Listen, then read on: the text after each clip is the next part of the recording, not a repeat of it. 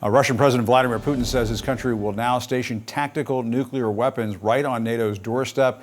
Today, Putin announced an agreement with Belarus and says a special storage facility for those weapons will be built there by July.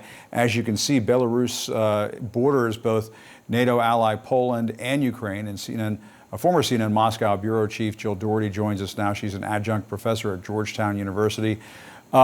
Jill, I mean, we've heard Vladimir Putin try so many times to be provocative when it comes to injecting the prospect of nuclear weapons into this war in Ukraine. Your reaction to this announcement, is it just more of that bluster? Should it be taken more seriously?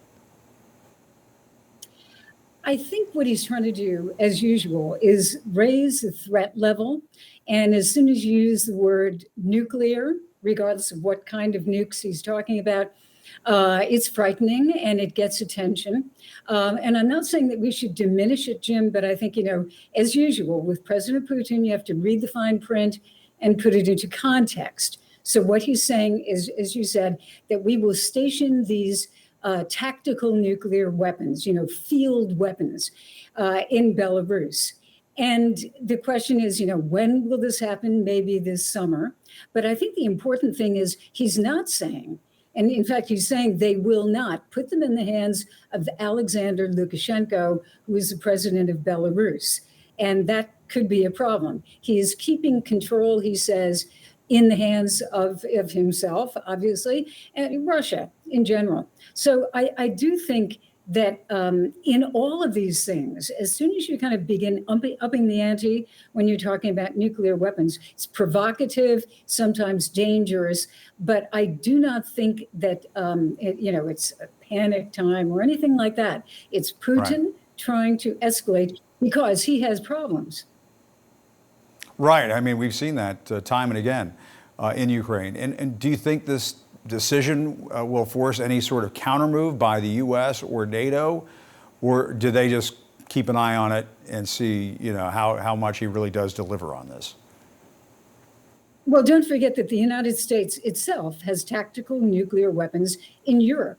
And in fact, Putin mentioned there are 6 bases where they are kept, and that actually apparently is correct, that there are 6 bases where the United States keeps weapons like that.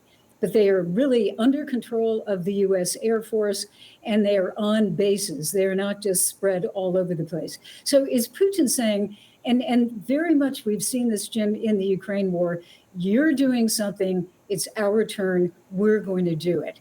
But again, it does up the ante, and if you have more nuclear weapons there, and then also I think it raises a real question of why is Lukashenko even agreeing to this? This is something he gave up, nuclear weapons. Ukraine, Belarus, they all gave them up back in the early 90s. Why does he want any type of nuclear weapon back? Right. I mean, and Jill, I was just about to ask you that. I mean, Belarus has had no nuclear weapons in its territory since the early 1990s. That in and of itself does present an escalation. I mean, whether you want to call this a Cold War between the U.S. and Russia, I mean, it's provocative. It's provocative, and it's also, I think, a sign of weakness, weakness by Putin, because one of the only things that he can do right now, let's look at his situation. He did not get a whole lot out of that meeting with the Chinese President Xi. He is now, the ICC has issued a warrant for his arrest as a war criminal.